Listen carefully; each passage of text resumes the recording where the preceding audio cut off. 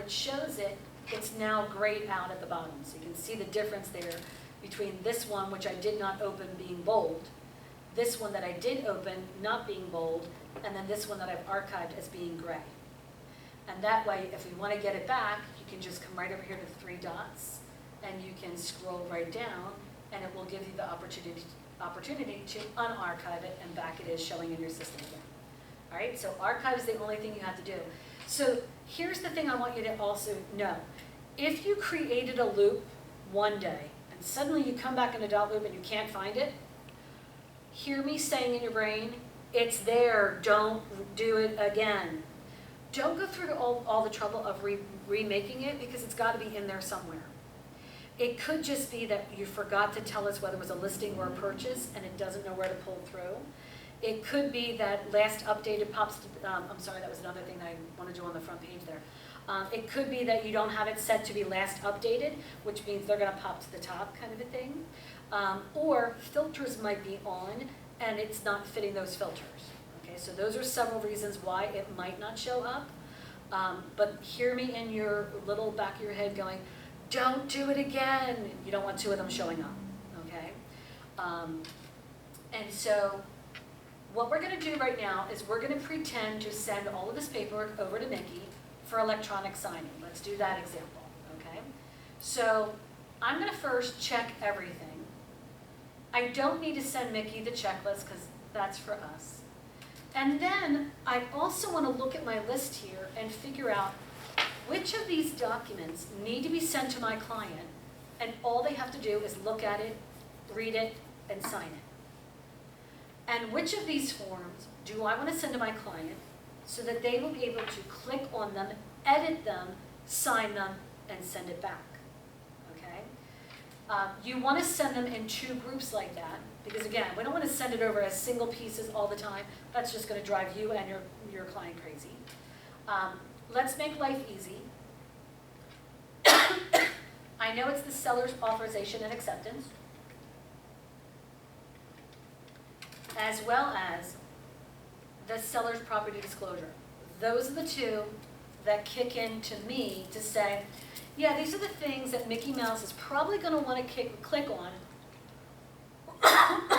and be able to edit. We want him to open up that seller's property disclosure and check on those boxes, type where needed, so that he doesn't have to do it by hand. So I'm going to select these 6 pieces, click on the share button,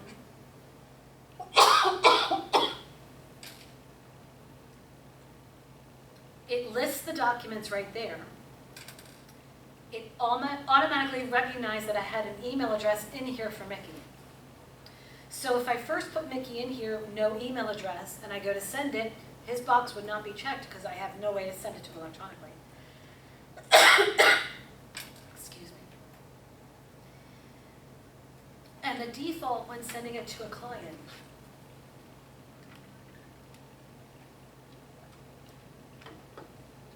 is can sign. I point that out because if you go to send something to an agent, it has a different default setting there. So I want Mickey to just be able to sign these pieces, not change my percentage or anything like that. You can, I suggest to always, always, always, always attach it as a PDF. It's right there, just check the box.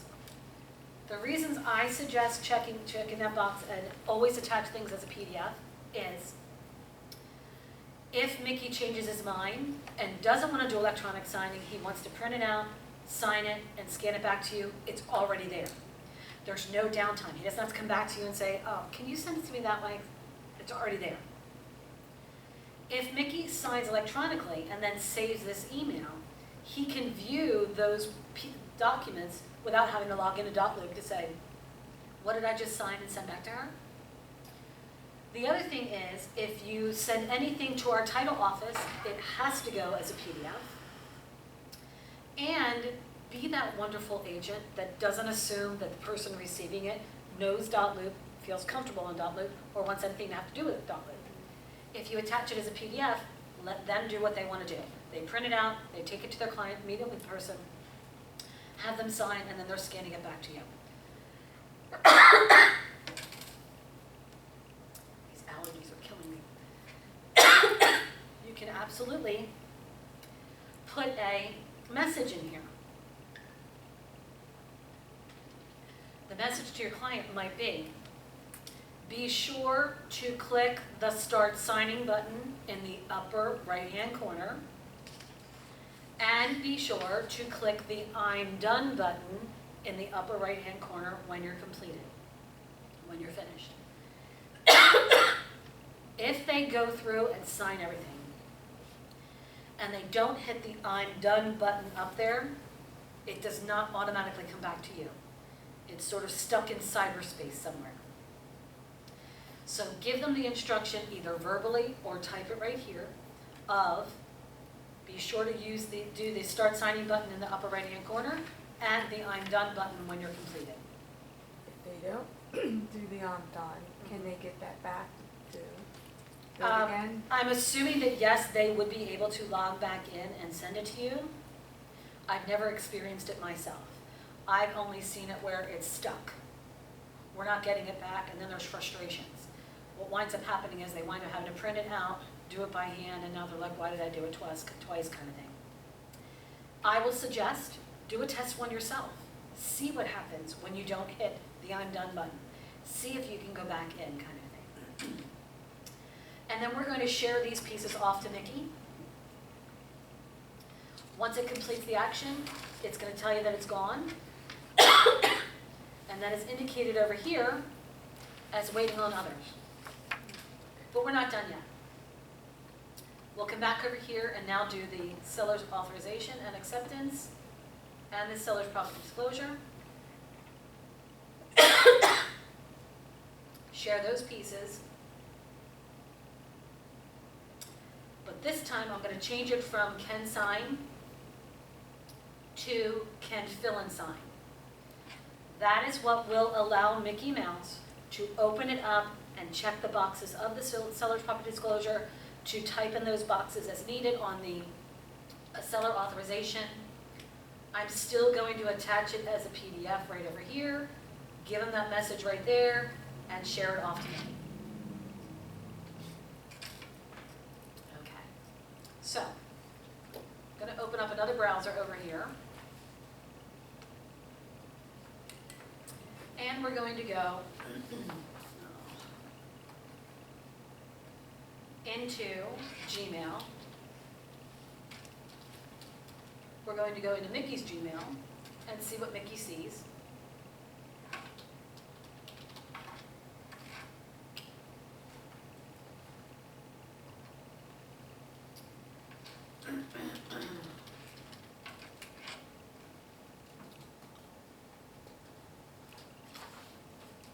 And voila, no, not voila.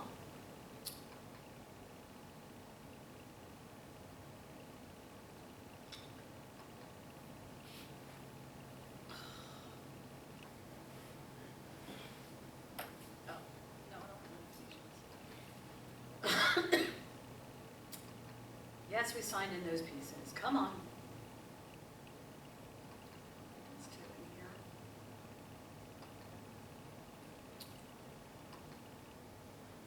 Of course it's not going to work. I sent those pieces over. All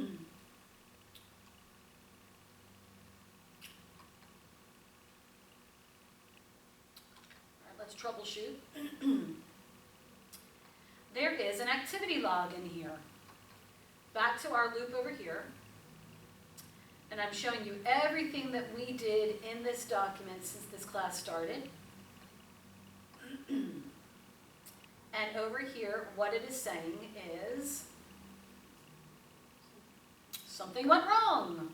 So it didn't go through to that.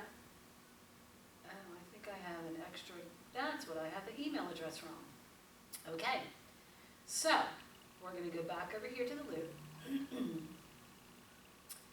And when I want to go into, goodness gracious,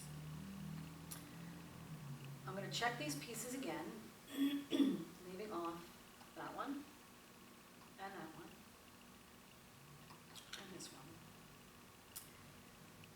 go to reshare now again, notice that it didn't pull up Mickey's name because it's recognizing that, hey, you already sent this to Mickey. So the first thing I want to do is come down here, and there's where his email address is wrong.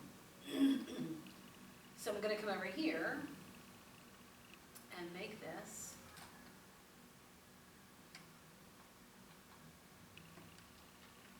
Now that should be KW Loop. There we go. Now we've got the right address. Let's go ahead and save this.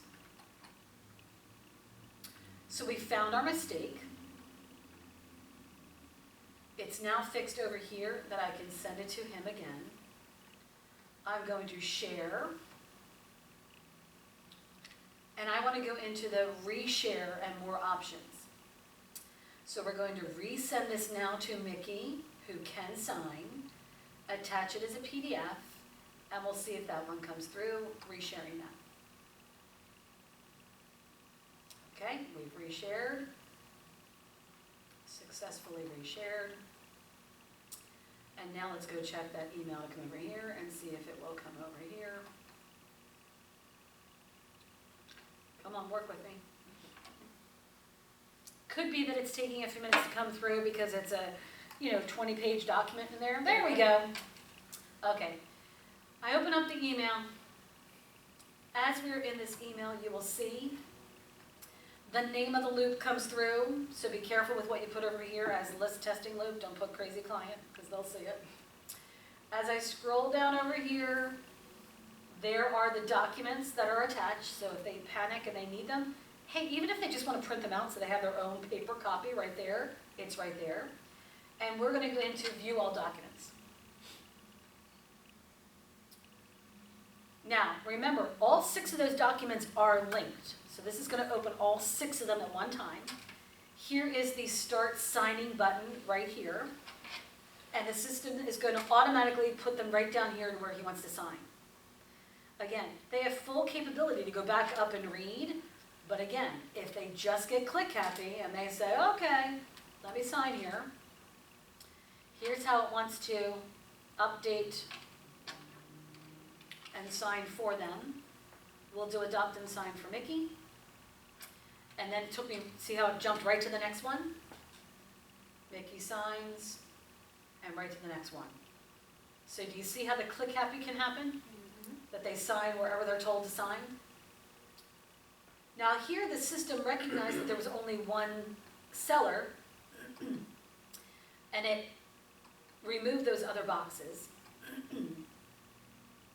but didn't remove them down here. So again, a little bit of inconsistency there. Here is the, wants him to sign in both places. We know he doesn't have to sign in both places.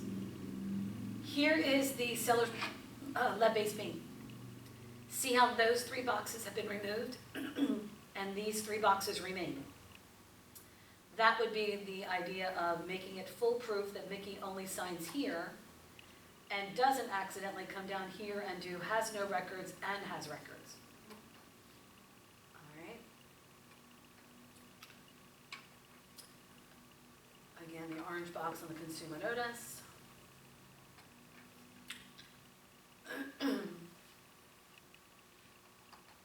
Oops, I did it again. Guess what? We'll just sign in both places. There's the finished signing. I could swear it said I'm done, but it does say finished signing today. That before. It did. What's that? It said it It before did. you were Okay. done. All right. Finished signing. Then it's going to pop up this little box to say, hey, will you rate our system? I'm not doing that. Now, I want your client to put in a password here. I will really tell you, most clients are going to just skip this because their brain thinks, why do I have to come in here and do that, right?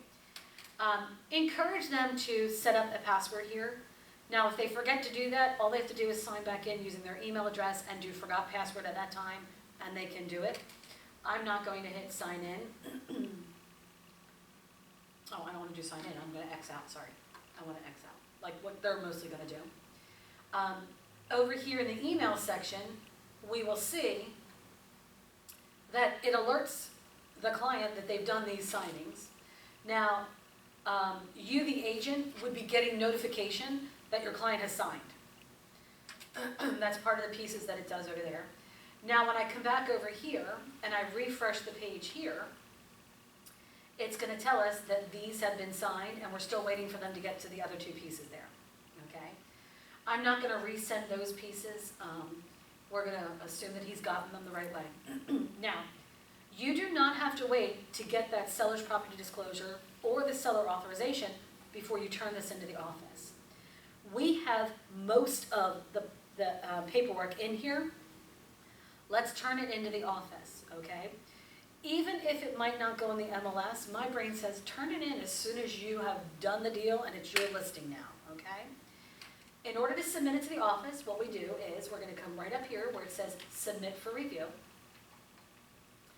And you are going to select the type, and again, this is why naming the folder is really, really helpful.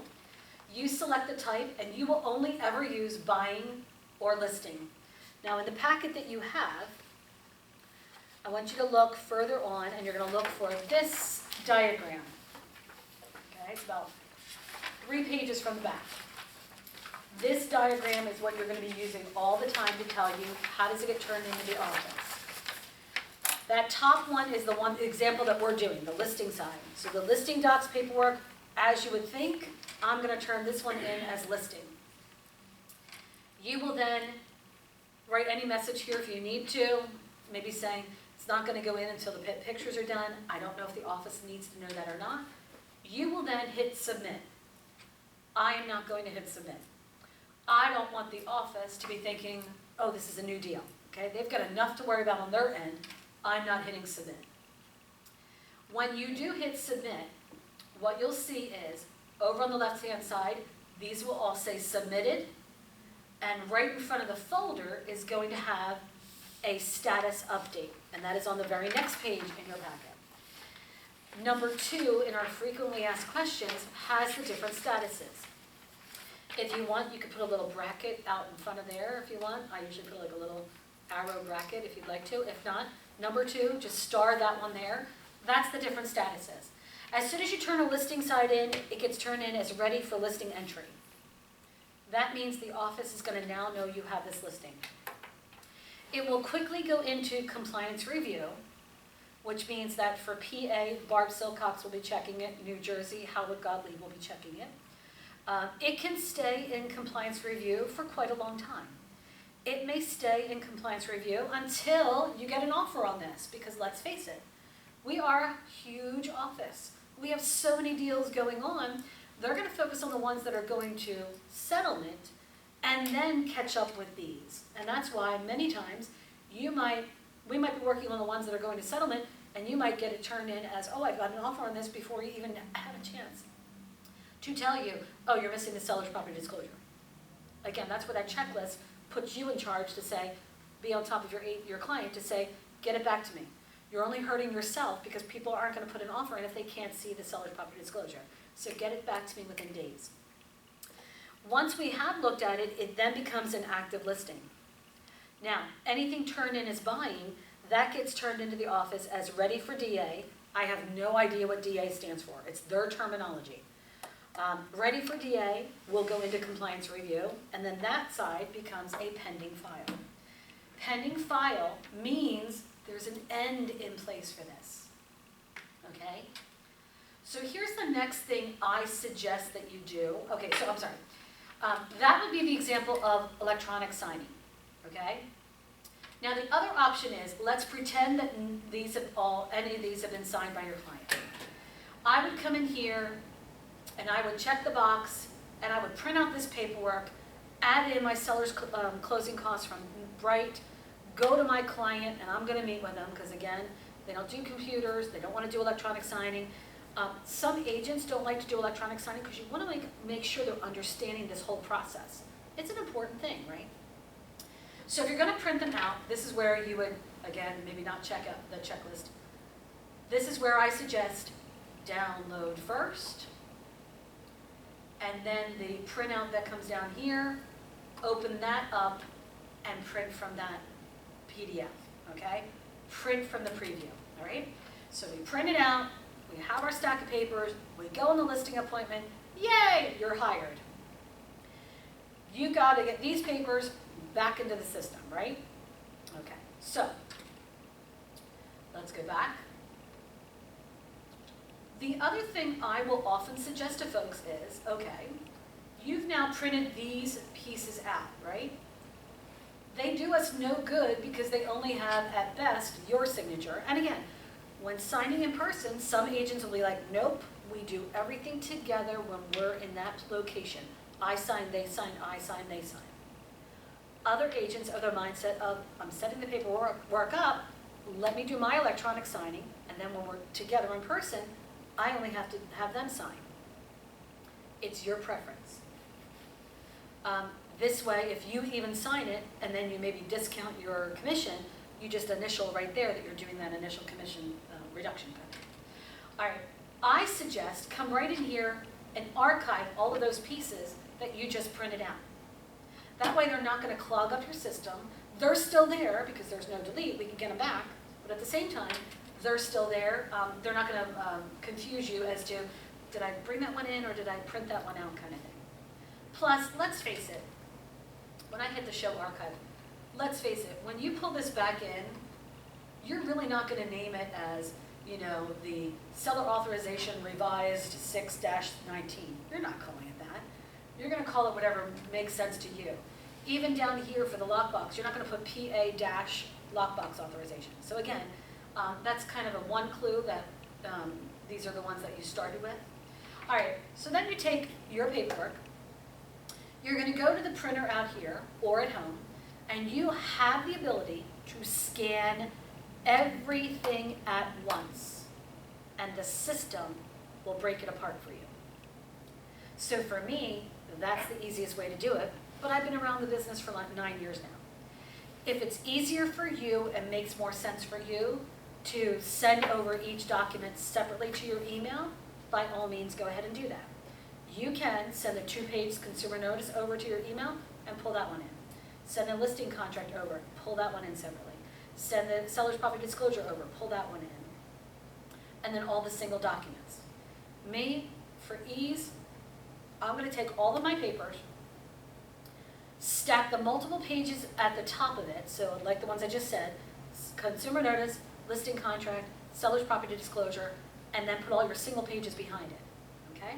Now, I have my email opened over here, and here is my example of my deal that I scanned to myself almost 3 years ago. I've been using this one, okay?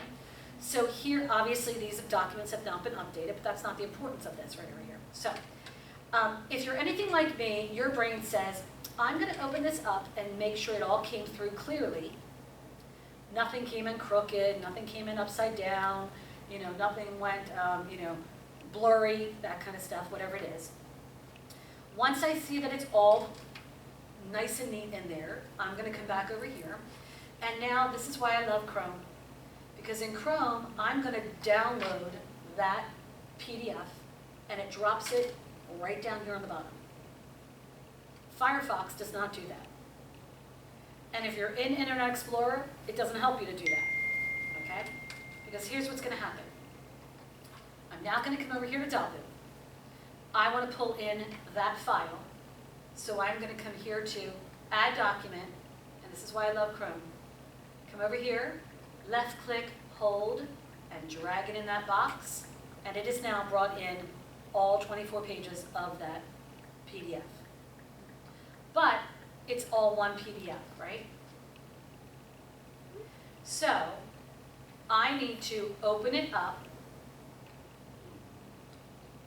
and now I want to know how many splits, how many documents are in here.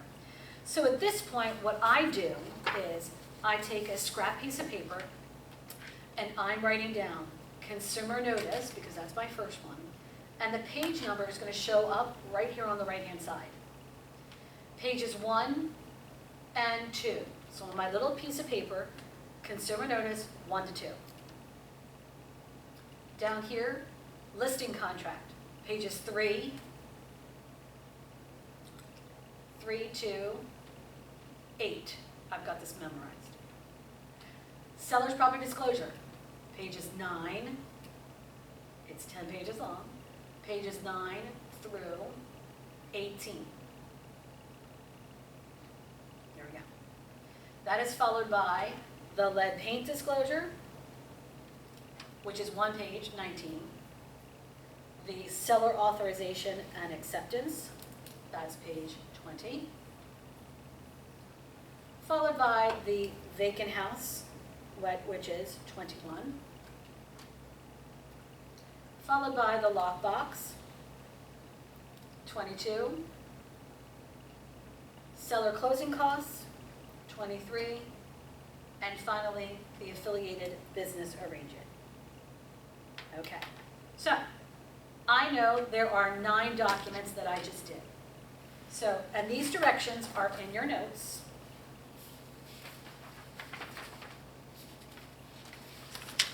The very last page. Last page at number 6. This is how you split this apart. You're going to go up to the word file. You come down to where it says split document. I click split document, and then I need to tell it how many pages it is. If I needed there to be all 24 pages in here, I can split it into 24 pages. But I know that it is, what did I say? 9. Brain freeze there. 9. Now all I have to do is make my little cheat sheet that I did match up over here.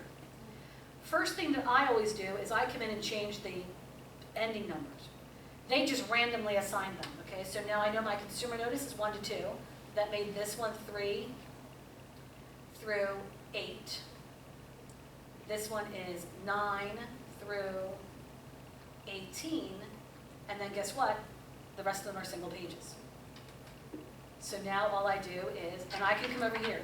If you know consumer notice stands for CN stands for consumer notice, put CN. If you want to write consumer notice, by all means, go ahead and do that. I'm going to put in a listing contract, followed by the seller's property disclosure. I'm all about abbreviations. Then it was the lead paint disclosure, the seller authorization and acceptance form, followed by the vacant house. And I'm not going to worry about my spelling here. Bless you.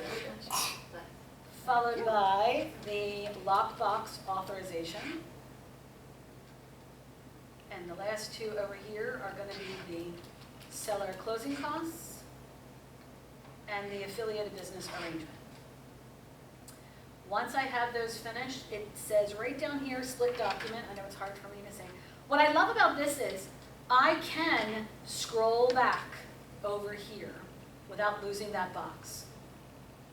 So again, if you misnumbered, I love the fact that they thought ahead and thought, let me go give them the ability to look back and get their numbers without losing this box right here. That's wonderful. I'm going to hit split document, and it is going to replace that PDF with all the things that I just named and the way that I named them. And that's exactly what it's going to tell you on the right-hand side. The original document has been archived, and those 9 documents have been replaced over here. And as you can see on the list over here, there they all are. I can then pull my checklist up here.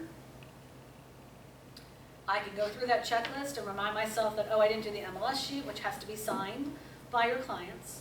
It only needs to be signed on the listing side. It's basically that cover your butt piece of, the way that you have it in the MLS is exactly the way I'm listing it. This is being excluded, that's being included, whatever it is. Nope, we don't have central air, and you typed off central air, that kind of stuff. They're looking at it. We ask you to include it on the buy side, but at that point, it's really not something that you need to, it's not required that it be signed by your clients. Most agents just do it. Again, if you look at 20 houses, and you want to make sure you're putting in the right property, this is the right property you're selecting, it's a way for them to say, yep, that's the one we want to buy, kind of thing. I'm not saying that happens, but I'm sure somewhere along the line that has happened. So again, just put it in there as well. And then at this point, what will you do? You come right up here to submit for review, check the box, select the type, listing, submit it to the office. okay? But we're not done with your listing just yet. Go ahead, Adriana.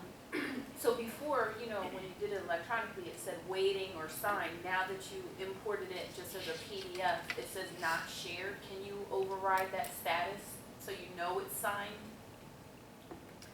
No, Okay. no. Dotloop truly tracks the electronic pieces only. Okay. So You that- would automatically just assume, and again, if you wanted to call it fully And executed. signed. Yeah, signed, fully executed, FE, whatever works for you, by all means, go ahead and do that. For me, I just understand that when I've renamed it this, that definitely they're signed, because why would I put it in there if it wasn't, kind of thing. But again, whatever works for you, you're gonna have your own pieces there. Now, we're not done yet, because if you recall on the diagram, we need a separate folder when you accept an offer on these documents, okay? Now, I forgot to add this on there. Right on that bottom box up here in the diagram, right underneath there, accepted offer. We call this the seller sale docs folder, and that's really confusing, especially to brand new agents. So on this diagram right here, you're gonna put right underneath the box that says seller sale docs folder. Make that clear to you that that's the accepted offer on your listing. When you accept an offer on your listing, do not put it here in the listing folder. Because that listing folder is turned in as listing, if you add things to it about the offer, it's not going to be seen. You basically have to flag it for us by putting in a new folder and that one gets submitted as buying. So do you notice that the only one that gets listed is turned in as listing is the listing? The one right below that says turn it in as buying. Notice that the bottom one is when you put an offer in for your clients, that gets turned in as buying, okay? And I know we've gone a little bit longer, 12:30, I'm sorry.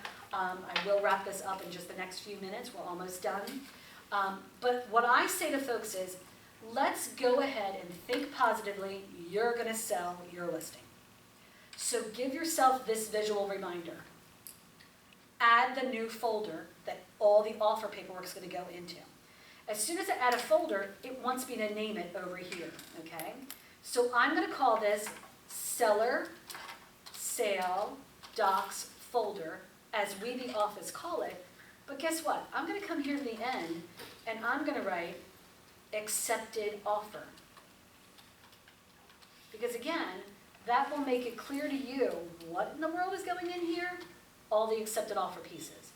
Enter gets it to take that new name. It clearly states offer pieces go in here. The only thing that you might have to put down in that listing piece might be a listing contract extension. Because, maybe it didn't sell in the 6 months. Usually, typically, listing contracts are 6 months long. If it takes more than 6 months because it's on the busiest intersection in the entire country and it's just not selling because people just don't want to buy there, you can get an extension for that, okay? Or sometimes if your listing contract is about to go to settlement, but it's going to be just beyond that contract extension, that contract limit, you might just extend it a few months so that you can get it through settlement kind of thing.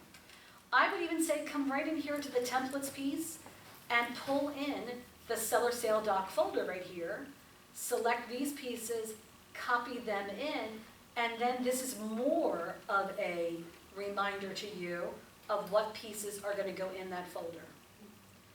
Do it when you take the listing, and then it will be that, I'm a visual learner, that's the visual reminder for me. Now nothing's going to go more down in here, and by clearly calling these folders what they are, by all means, go ahead and you'll know exactly what you're doing. Because when you accept that offer, and you do put the paperwork in there and are ready to submit it, you will select this one here, and this one will get turned in as buying. The idea is, anything being turned into the office is alerting the office that there's now an end date in mind. It's nowhere, the visual piece that I do is, when you turn your listing in, think of it as sitting up front in the lobby.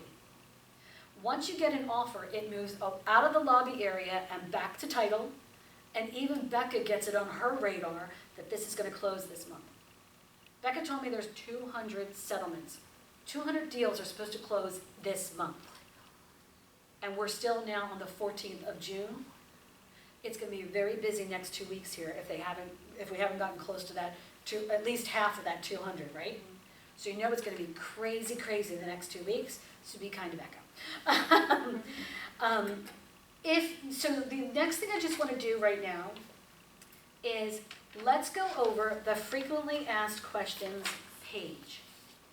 In that frequently asked questions there, number one, when do you hit submit for review? You hit submit for review when you have your paperwork in here for us to look at. Fully executed documents, obviously, okay? It's the idea that you need to tell us to look at it. Here's the reason why. We get to see all of the practice ones. We as admins see everything. So the idea is, if you don't flag it for us to say, hey, can you look at this and tell me if I'm missing anything, we don't know to look at it. So that's the most important thing for agents to remember is, A, you turn it into us. Now, when it comes to offers, whether accepting one in your listing or putting one in for your buyers, the gray shaded pieces on the checklist is what is important to our title office. When you turn it into the office, we will then check those things that are on that piece and send them over to title. I'm telling you right now, the front desk person who's sending this over there is not looking to say, oh, that's complete, let me send it over. Oh, that's complete, let me send it over. Oh, that's not even complete, let me don't send it over. No, she doesn't have time for that. She just checks what she needs to go over there. Whether it's complete or not, she's sending it over there. And that is the one and only time that the office does that for you. After that initial turn-in, anything that gets updated or added to the file that is also necessary to go to title, it's you, the agent, responsibility to send that over to them. Think of it again, in the grand scheme of things, 230 agents, one person cannot, or even a few people, cannot update that, oh, this was updated and it needs to go over there. No, it's so much easier for you, the agent, to say, oh, I updated this green sheet, let me send it over to title as well, okay? So that's number 3. How will you know what's missing from your file? First of all, it's emailed to you, so you get an email about it, but within the system, it's going to be right underneath this dialog box right over here. It comes up as saying notes, but it looks like a little dialog bubble, okay? Any notes from the office will be kept right in here. It's between you and your client at this moment, but as soon as you turn it into the office, we will show up in there and we can communicate to you. Seller's proper disclosure isn't in there, but again, like I said, you'll probably get it in there before we tell you it's missing. Number 4 in our frequently asked questions, if you upload a missing document, do you resubmit for review? And the answer is yes. But keep in mind, you're not turning in that document. You are resubmitting the folder. The folder within the loop is being turned back into us. We get notification that additional documents have been added. What I always say to everybody is, I was the one who loves seeing submitted, submitted, submitted, submitted. If anything in there is not submitted or just says PDF, submit it for review again, kind of thing. So that's how you'll know what's missing from your documents is the piece there. Do you share documents with the MCA or the broker? The answer is no. When you turn your paperwork into the office, the people who need to look at it are the ones looking at it. What do you do when a deal terminates? This is the only exception to that rule number 5. It's the only time that you will send paperwork directly to Becca at her email address right there with that necessary paperwork, letting her know this deal has terminated. It's also a great idea to send that same paperwork over to title and any instructions that need to be money released. Now, when that happens, I suggest you come in here and you change the name of this to be, instead of accepted offer, offer number 1, terminated. You can even go so far as to say, offer number 1, Miller family, terminated. So then you know you're no longer working with those buyers. So, when it sells for the second time, what you're going to do is, you would be archiving this folder eventually. So all you have to do is add a new folder in here that's going to be seller sale docs folder, offer number 2. Get ready for the second one, just call it offer number 2. In the short sale world, it might be offer number 13. You never know, right? Okay. So when it lists up for the sale for the second time, create a new folder, all within the same current loop, okay? Same property, same loop. Same property, same loop, everything in there, except for, I always say, same property, same loop at that moment in time. So if you helped somebody buy something that they were going to flip, you help them purchase, and then what, 6 months down the line, you're now going to help them sell it, you're not going to use that old loop because that was when they purchased it. Now it's a different time, different reason, now you're selling it, so that's the only time that, you wouldn't. If they bought it 7 years ago, now they're moving to downsize, you're now going to not use the one from 7 years ago, use a new one kind of thing. So only in that moment in time do you keep the same one in the same address, same loop. What if you have both sides of the deal? Easy answer to that is both sides of the deal, you're now going to have all 3 folders in the same loop because you would have started it with your listing loop. You would have already created the sell side because you're getting ready for that offer. And then when you're setting up the paperwork with your buyers, you're going to have that new folder in there that's going to do most of the paperwork for that offer that then you're going to send to your clients to sell. So same loops, same folder, you're going to have for all, when you have both sides of the deal, all 3 folders are going to be in there. What about in-house deals? Okay, in-house deals, so let's say you buy the office, and this works the same way for either Ben Salem or Langhorne. So it can be a Ben Salem agent putting an offer in with Langhorne. You're going to do your own thing. Listing agent will have already started. You're starting your buy side. You can share amongst each other. And that might be an opportunity when another loop might show up in your side because of that. So for example, I'm going to use Terry and Tanya, okay? Let's say that Terry had the listing, Tanya brought the buyer, okay? There's a strong chance that when they do their deal together, Terry is going to see Tanya's loop show up for her, and Tanya may have Terry's show up in hers. It's okay on whichever end you are to mark that as, Terry would write Tanya's file. Tanya would write Terry's file kind of thing. It's A-okay to do that. You can change it on your end, and it won't change it on their end kind of thing. That's how in-house deals work. Do you ever invite Bucks County Abstract Services to share your loops? The answer is no. Everything needs to get sent to them as a PDF, whether you're sending it through Dotloop here. Sometimes, though, we do find that when you're sending it through Dotloop, size becomes an issue. It may be reading it too large, and it might not send it. When in doubt, you can always send it through just download the PDF, attach it to your own email from your own email, and send it over to BCA. Okay? We give you the reminder down there that the office communicates back and forth using messages within the Dotloop system. It's important that you pay attention to all notes added to the loops. Got questions down here? Michelle and I are available Monday through Friday, 9 to 5. Our email address and our phone number is there. That's always the best email address to use. Dotloop support has really increased. They're there 8 a.m. to midnight Monday through Friday, and 8 a.m. to 8 p.m. on the weekends. And the Dotloop number is there, and even their email support. There was an issue I saw last night.